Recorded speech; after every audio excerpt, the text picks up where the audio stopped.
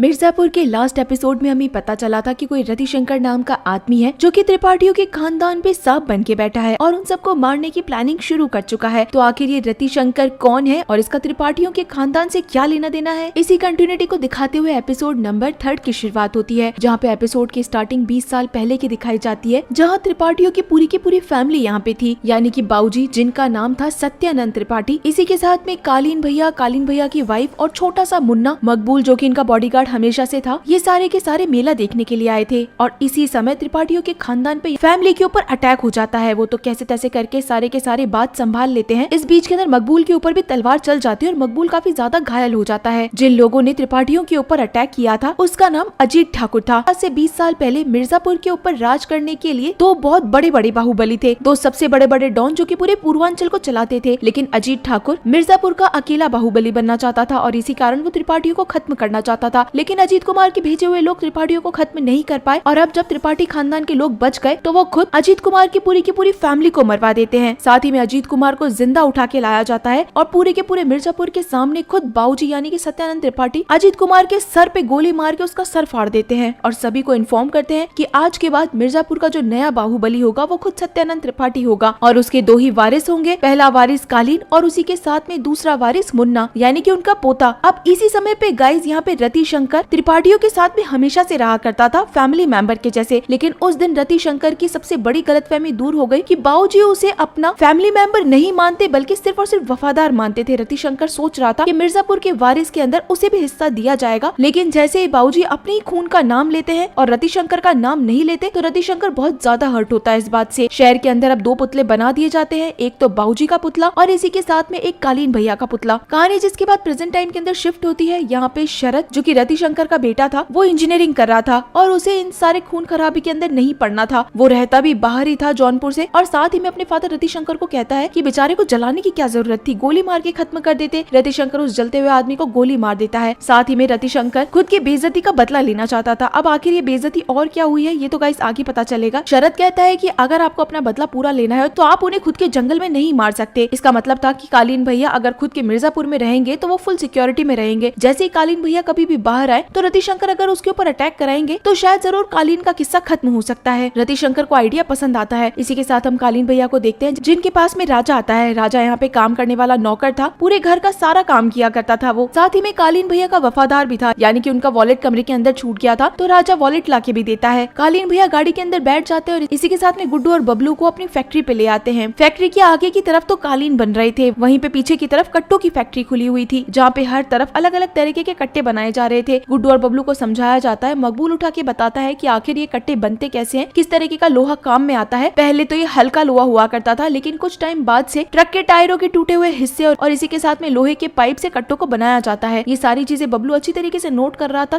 और समझता जा रहा था और गुड्डू भी एक एक चीज को उठा के चेक कर रहा था। इसी समय गुड्डू बताता है कि कालीन भैया आपने जो कल गन दी थी वो ज्यादा सेक्सी थी। तो कालीन भैया उसको मस्का लगाते हुए बोलते हैं कि हाँ वो गन बहुत ज्यादा लिमिटेड है, सिर्फ और सिर्फ परिवार वालों के पास में, बाकी किसी के पास में नहीं है, ताकि एक बार फिर से वो गुड्डू और बबलू की वफादारी को अपनी तरफ खींच सके। अब बताया जाता है कि आखिर गोलियां कहाँ से आती है। मकबूल एक्सप्लेन करना शुरू करता है कि मिर्जापुर के पुलिस वाले सारे के सारे कालीन भैया के साथ में मिले हुए हैं। जो भी सरकारी गोलियां आती है अगर वो किसी के ऊपर शूट करी जाती है तो उसमें से आधी गोलियों को वापस भेजना भी होता है ताकि वो रिफिल होके वापस आ सके। लेकिन पुलिस वाले आधी गोलियों को गायब कर देते हैं और बता देते हैं कि वो इधर उधर खो गई, जबकि वो आधी गोलियां जान करके वेस्ट करके सीधा कालीन भैया के पास में अलग अलग तरीकों से भिजवाई जाती है, जैसे कि मिठाई के डब्बों में आ गई या फिर और भी किसी तरीके से, और उन्हीं गोलियों को रिफिल करके खुद की बंदूकों के अंदर भर के बेचा करते हैं। साथ ही में मकबूल ये भी बताता है कि गलती से यहाँ कभी पी मत लेना। एक बार दो मजदूर खाना वाना खा के फूकने बैठ गए और यहीं पे ब्लास्ट हो गया। वो तो अच्छा हुआ कि फैक्ट्री को कुछ नहीं हुआ, नहीं तो आगे तो कालीन का काम चल रहा था। इसी के साथ में अब यहाँ पे एक पॉलिटिकल एंगल भी दिखाया जाता है। कालीन भैया जेपी यादव से मिलने के लिए आए थे। जेपी यादव इस समय मिर्जापुर के सीएम के सगे भाई थे जो कि हमेशा कलेक्शन वगैरह का काम किया करते थे। उन्होंने कालीन भैया को फंड्स ट्रांसफर करने के लिए बुलाया था, लेकिन कालीन भैया का कहना था कि इस बार का बिजनेस थोड़ा ठीक नहीं है, मार्केट थोड़ा टाइट है, जहाँ पे जेपी यादव कालीन भैया की बहुत बुरी इंसल्ट करते हैं। कालीन भैया खुद के अंदर एक बहुत बड़े डॉन थे लेकिन जेपी यादव के सामने वो कुछ भी नहीं थे। जेपी यादव बताता है कि सीएम भैया और हमारा हाथ तुम्हारे सर के ऊपर है, जिस दिन हम दोनों की छत्र छाया तुम्हारे सर से उठ जाएगी तो तुम गंजे हो जाओगे। कालीन भैया कहते हैं कि आप उसकी टेंशन मत लीजिए, हम फंड्स का पूरा इंतजाम कर लेंगे। तब यहाँ पे जेपी यादव बताता है कि उसकी टेंशन मुझे वैसे भी नहीं करनी है, मार्केट के अंदर पैसा बहाने वाले बहुत व्यापारी है, आगे का तुम्हें देखना है। इसी के साथ में रतिशंकर भी हमको कंटिन्यूअसली कॉल कर रहे हैं, हालांकि तुम्हारा हमारा ऐसे कोई लेना देना नहीं है, लेकिन फिर भी हमें सही लगा तुम्हें बताना, क्योंकि तुम तो हमारे पुराने आदमी हो। ओवरऑल कालीन भैया को समझ में आ गया था कि जितना जल्दी हो सके उतना जल्दी इनको फंड इकट्ठा करके जेपी यादव को भिजवाना है, ताकि कालीन भैया का इलीगल काम ऐसे ही इजीली चलता रहे। इसी के साथ में यहाँ पे एक पार्टी का कार्यकर्ता आता है जो कि अपने साथ में पोस्टर छपवा के लेकर आया था, लेकिन उस पोस्टर के अंदर उसने सीएम की फोटो के साथ में खुद की फोटो भी बिल्कुल बराबर छपवाई थी, जिस बात से जेपी यादव को गुस्सा आ जाता है और वो सारे के सारे पोस्टर को बदलवाने का ऑर्डर दे देता है, जो कि तकरीबन 20,000 पोस्टर्स थे और इन सब का खर्चा कालीन भैया को करना पड़ता है। कालीन भैया के जाने के बाद में जेपी यादव इसी कार्यकर्ता से कहता है कि तुम जो फोटो चेंज करा रहे हो सीएम भैया के पास में हमारी फोटो भी उतनी ही बराबर के अंदर लगाओ। इससे साफ पता चल रहा था कि जेपी यादव भी अगले सीएम बनने की तैयारी में पूरी तरीके से लगे हुए थे। सीन जिसके बाद में स्वीटी और गोलू के ऊपर शिफ्ट हो जाता है। स्वीटी यहाँ पे अपने पिताजी की गन को चमका रही थी और इसी के साथ में गोलू को भी कहती है कि तुम आखिर गन क्यों नहीं चलाना सीख लेती हो, कल को कोई गड़बड़ हो गई तो आखिर तुम गन तो चला सकती हो। तब गोलू कहती है कि आखिर हमें क्या होने वाला है, हम तो बिल्कुल ठीक रहेंगे, हमारे साथ पापा है ना, और हमें ये गन वन चलाना कुछ खास पसंद नहीं है। इतनी ही देर में यहाँ इंस्पेक्टर साहब पहुंच जाते हैं जो कि अपनी दोनों लड़कियों के साथ में कैरम बोर्ड खेल रहे थे और पूछते हैं कि बताओ आखिर कॉलेज के अंदर क्या चल रहा है, कोई गड़बड़ हो तो मुन्ना भैया को जाके कह दिया करो। जहाँ पे गोलू खुद कह देती है कि मुन्ना भैया नहीं है, वो एक नंबर का गुंडा है, एक नंबर का छिछोरा है, हर समय दीदी के पीछे घूमता रहता है, छेड़ा करता है। जहाँ पे इंस्पेक्टर बताता है कि मुन्ना भैया है वो आने वाले समय के किंग ऑफ मिर्जापुर है, जिनसे भी उसकी शादी होगी वो लड़की तो बहुत बड़ी महारानी बन के बैठेगी। तब स्वीटी कहती है कि हमें इनकी महारानी नहीं बनना, हम जैसे हैं भले चंगे खुश हैं, लेकिन उस मुन्ना से तो बहुत दूर रहते हैं। इसी के साथ में सीन यहाँ घर के ऊपर शिफ्ट होता है जहाँ पे मुन्ना घर पे लौटा ही था और बीना पीछे से काम वाली को कमरे के अंदर जाने के लिए कहती है, लेकिन एक काम वाली मना करती है तो बीना एक्स्ट्रा पैसे देके इसे अंदर जाने के लिए कहती है। इसी के साथ में सीन यहाँ लाला के ऊपर शिफ्ट हो जाता है। लाला असल के अंदर ऊन बनाने वाला था, यानी कि कालीन भैया के पास में जितने भी कालीन बनाने का मटेरियल आता था वो सारा का सारा लाला ही दिया करता था। लाला से हमेशा बात करने के लिए मुन्ना आया करता था। इसी के कारण लाला पूछता है कि मुन्ना कहाँ गया। कालीन भैया को पता था कि मुन्ना काम का है नहीं, काम सारा बिगाड़ रहा है, इसी के कारण वो लाला से खुद मिलने के लिए आता है और साथ ही में मटेरियल को और ज्यादा बढ़ाने के लिए कहता है, लेकिन लाला इस चीज के लिए मना कर देता है और कहता है कि क्वांटिटी के ऊपर ध्यान दो, मटेरियल सप्लाई थोड़ी ज्यादा टाइट हो जाती है। इन दोनों के बीच कोई खास दुश्मनी नहीं थी, लेकिन फिर भी अपनी अपनी सेफ्टी दोनों साथ ही लेके चला करते थे। लाला यहाँ पे अपनी बेटी के लिए कुछ सामान वगैरह भी पैक करवाते हैं। पता चलता है कि लाला की बेटी की शादी है और लाला की बेटी की बेस्ट फ्रेंड खुद डिम्पी है और डिम्पी खुद भी अपनी फ्रेंड से मिलने के लिए यहाँ तक आ गई थी। लाला की बेटी की शादी होने के कारण वो बहुत सारा सामान खरीदती है। इसी के साथ में हम कालीन भैया को देखते हैं जो कि एक गांव से गुजर रहे थे और उसी जगह पे लस्सी पीने के लिए रुकते हैं, जहाँ पे मकबूल कहता है कि देखिए सारे लोग आपकी कितनी इज्जत करते हैं। जहाँ पे कालीन भैया कहते हैं इसे इज्जत नहीं, इसे डर कहते हैं, जैसे हम जाएंगे वैसे ये लोग इज्जत नहीं करेंगे। डर की सबसे बुरी बात यही होती है कि डर एक दिन खत्म भी हो जाता है। जिसके बाद कालीन भैया उसी आदमी के पास चला जाता है जिसके पास से वो हमेशा लस्सी पिया करता था, लेकिन आज यहाँ पे कुछ गड़बड़ दिख रही थी। इस आदमी के हाथ कांप रहे थे और इतनी ही देर के अंदर यहाँ पे शूटिंग स्टार्ट हो जाती है। कालीन भैया को मारने के लिए यहाँ पे हर जगह पहले से ही लोग बैठा के रखे थे जो कि कंटिन्यूअसली फायरिंग स्टार्ट कर देते हैं। यहाँ पे सिर्फ 2 लोग थे, कालीन भैया और मकबूल, लेकिन ये दोनों ही मिलके कई सारे लोगों को मार देते हैं। आखिर के अंदर 2 लोग बचे थे और मकबूल उनको भी मारने वाला था, लेकिन कालीन मना कर देता है कि नहीं नहीं, इनको जिंदा छोड़ना है, पूछना है कि आखिर इन्हें भेजा किसने। इस चक्कर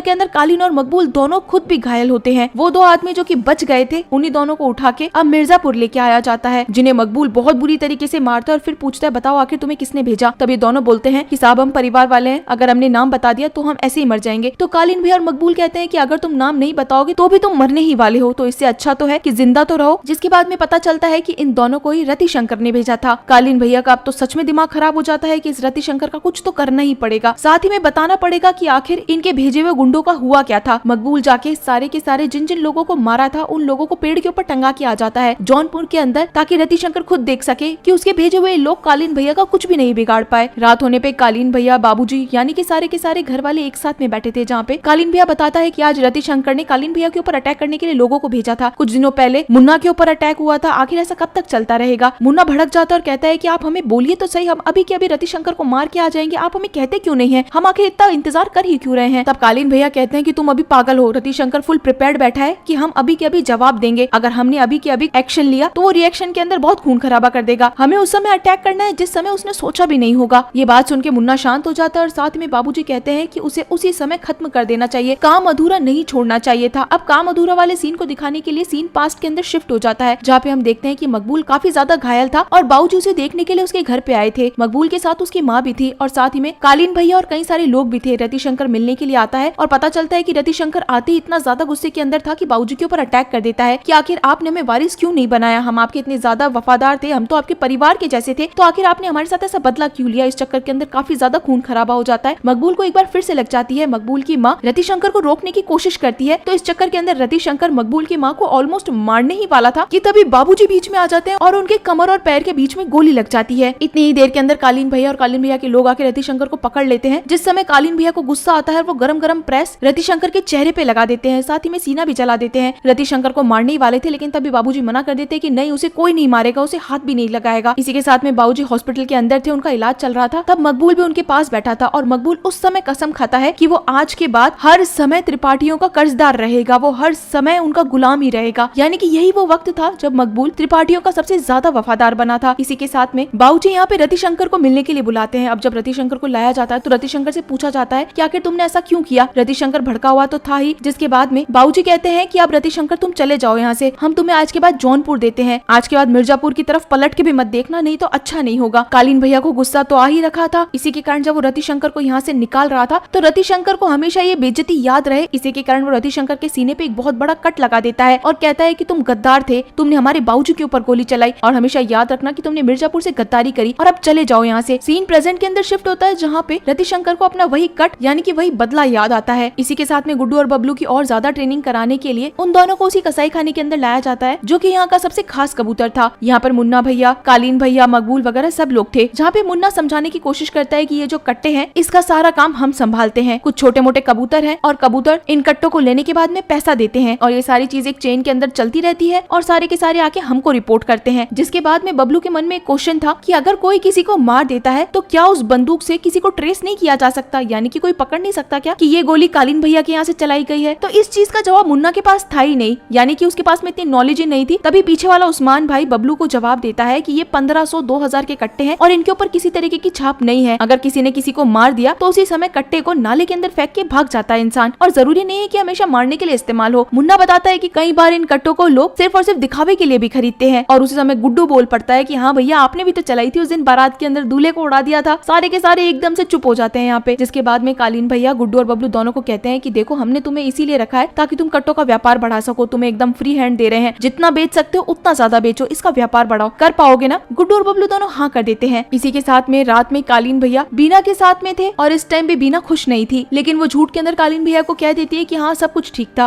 अगली सुबह बीना जब तैयार हो रही थी तो इसी समय मुन्ना भैया कमरे में आने की कोशिश कर रहे थे लेकिन बाहर ही रुक जाते हैं। जिसके बाद में बीना तैयार होने के बाद उन्हें देखती है और मुन्ना भैया को अंदर बुलाती है। मुन्ना भैया अंदर आने के बाद में कुछ कहने वाले थे, उससे पहले ही बीना उनसे फ्लर्ट करना शुरू कर देती है। जिसके बाद में मुन्ना बताना शुरू करता है कि उनके फादर यानी कि कालीन भैया उसे बिल्कुल चूतिया समझते, उसे कुछ भी नहीं समझते, यानी कि ना तो वो कोई काम कर सकता है और ऊपर से मिर्जापुर का वारिस भी नहीं बन सकता। जहाँ पे बीना कहती है कि नहीं, आप कहाँ से चूतिया है, आप तो बहुत ही शानदार है, बल्कि आप तो मिर्जापुर के अगले वारिस बने ही जाएंगे, हमें तो आप बहुत अच्छे लगते हैं। बीना मुन्ना भैया को मस्का लगाते लगाते उनके बहुत ज्यादा पास पहुँच जाती है, उन्हें अपना इत्र वगैरह सुंघाती है और इसी के साथ में कहती है कि अब आप हमें मम्मी मत कहिएगा। मुन्ना भैया भी कहते हैं कि अब आप हमें भैया मत कहा करिए। सीन जिसके बाद में कालीन भैया के ऊपर शिफ्ट होता है। यहाँ कालीन भैया के काम करने वाले लोगों में से एक को बच्ची होती है। वो लोग बच्ची को आशीर्वाद दिलाने के लिए कालीन भैया के पास लाए थे, जहाँ पे कालीन भैया नाम पूछते हैं कि नाम क्या रखा बच्ची का, तो ये लोग बताते हैं कि बहू रानी के ऊपर नाम रखा है बीना। यहाँ पे कालीन भैया एकदम से बीना के बारे में सोचने लगते हैं और तभी दूसरी तरफ सीन शिफ्ट होता है जहाँ पे बीना किसी और के साथ में थी और इसी बहुत बड़े सस्पेंस के साथ ये एपिसोड खत्म हो जाता है कि बीना आखिर किसके साथ में थी। कुछ देर पहले तो मुन्ना के साथ में दिखाई गई थी, तो आखिर फिर वो कौन था। तो चलिए फिर मिलते हैं आप सभी लोगों से अगले एपिसोड में, तब तक के लिए टाटा।